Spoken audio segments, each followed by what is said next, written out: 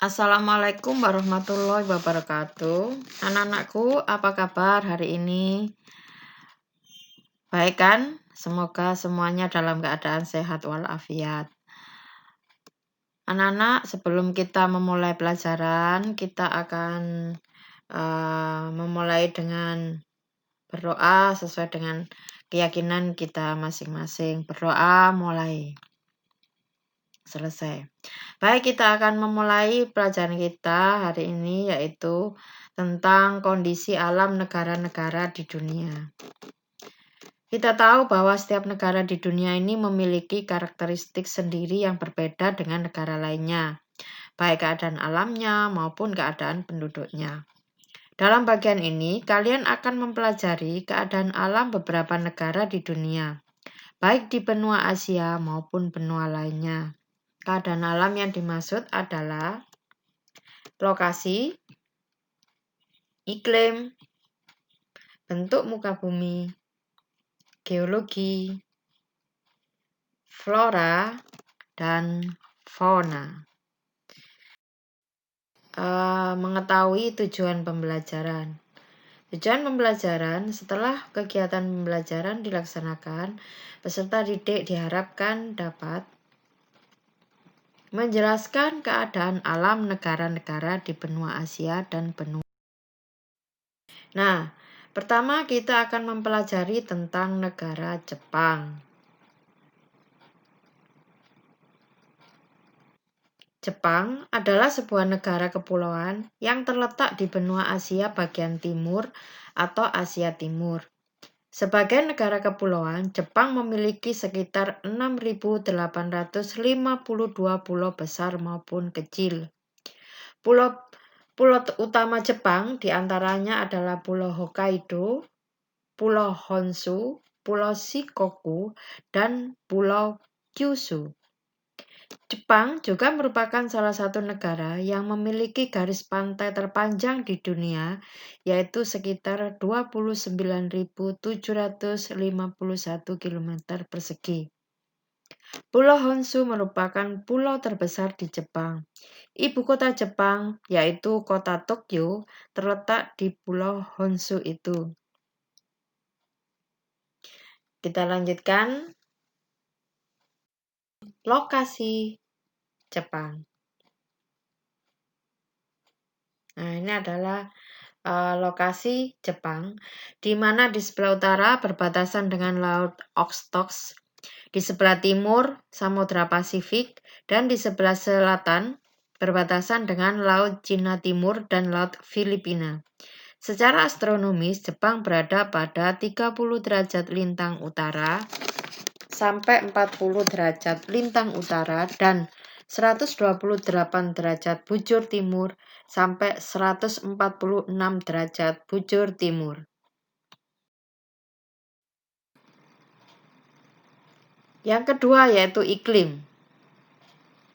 Jepang memiliki 4 musim. Jadi Jepang memiliki iklim sedang dengan 4 musim. Apa saja? Ya, musim semi, panas, gugur, dan dingin. Musim semi dimulai sekitar bulan Maret dan ditandai dengan munculnya kuncup bunga plum.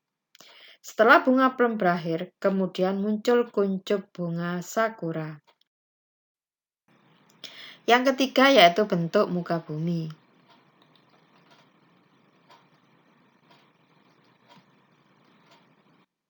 Jepang memiliki wilayah dataran yang kecil yaitu sekitar 30% dari luas wilayahnya. Sebagian besar atau 70-80% wilayahnya terdiri atas pegunungan. Wilayah dataran terletak di sepanjang pantai. Dataran terbesar dapat dijumpai di dataran Kanto atau wilayah Tokyo, Kinai Plain, Osaka, Kyoto, Nobi atau Nagoya, Echigo atau Honshu, Sendai atau Honshu Timur Laut. Selain itu ada pula dataran yang relatif kecil luasnya di Hokkaido dan menjadi pusat aktivitas. Yang keempat yaitu geologi. kita tahu bahwa geologi adalah batuan. Jepang terletak di tepi bagian barat dari Samudra Pasifik. Daerah ini merupakan bagian dari cincin api atau Ring of Fire yang terdiri atas banyak gunung api. Setidaknya terdapat 192 gunung api tersebar di negeri ini. Salah satu di antaranya merupakan yang tertinggi di Jepang, yaitu Gunung Fuji, yang tingginya mencapai 3.776 meter. Karena banyaknya gunung api, maka sekitar 25% wilayah negara ini tertutup lapisan.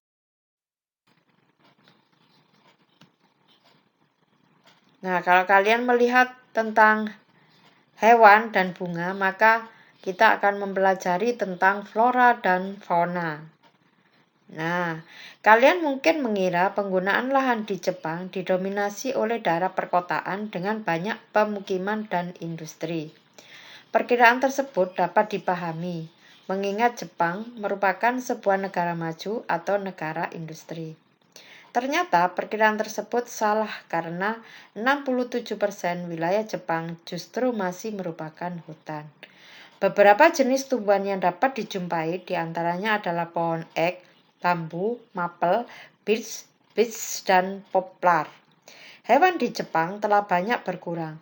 Dulu di negeri ini dapat ditemukan babi hutan, monyet, serigala, dan rusa.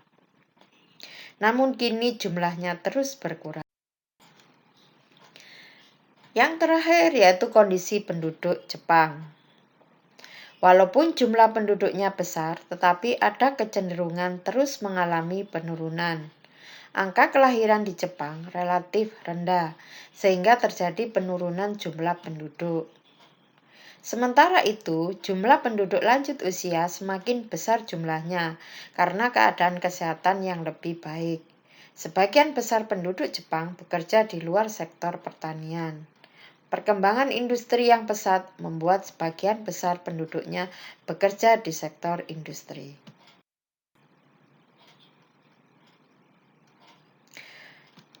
Demikian materi kita hari ini. Jika ada pertanyaan, silakan bertanya tentang negara Jepang. Untuk tugas, silakan melihat di Google Classroom, di mana kalian akan membuat negara-negara atau kondisi alam negara-negara selain di Jepang yang sudah Bu Utari bagikan di Google Classroom. Jadi nanti kalian akan menulis negara Jepang yang sudah Bu Utari bagi sesuai dengan nomor absen. Setelah itu kalian foto hasilnya, ditulis dulu di kertas, setelah itu difoto hasilnya, lalu dikirim lewat Google Classroom. Mungkin demikian. Bila ada salah, saya mohon maaf. Saya akhiri. Wassalamualaikum warahmatullahi wabarakatuh.